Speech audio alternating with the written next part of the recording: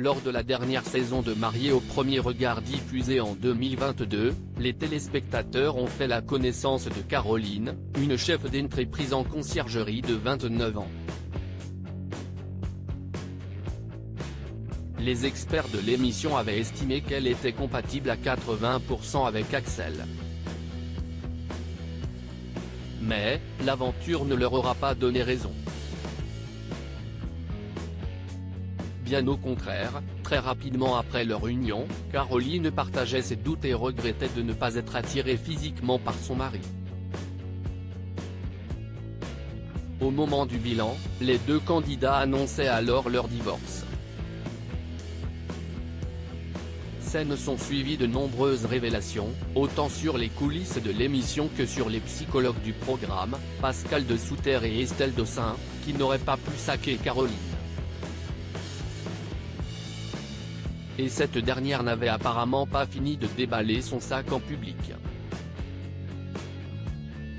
En effet, des mois après la fin de la diffusion, Caroline a raconté une anecdote qui l'a profondément choquée, survenue au lendemain de son mariage avec Axel.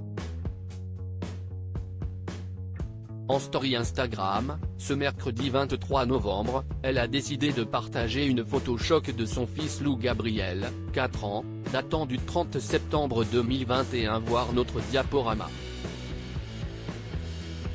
C'était tellement malsain. Le petit garçon y apparaît fortement blessé, un pansement sur le front, un œil gonflé, et des éraflures visibles sur toute une partie de son visage. Mon fils a eu un accident avec son père, dont elle s'est séparée parce qu'il menait une double vie, note de la rédaction, a-t-elle d'abord expliqué. Et de s'en prendre à la production de Mariés au premier regard, laquelle aurait tout fait pour l'empêcher de se rendre à son chevet. Je voulais absolument rentrer chez moi et le psy me cassait la tête avec ses « vous êtes sûr que vous avez donné une chance à Axel » alors qu'il savait pertinemment qu'on se foutait de ma gueule, et de celle d'Axel aussi d'ailleurs. C'était tellement malsain.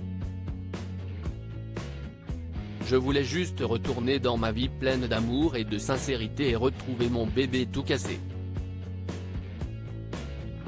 Caroline s'était déjà agacée contre la manière de faire de l'émission lors du tournage mais aussi pendant la diffusion.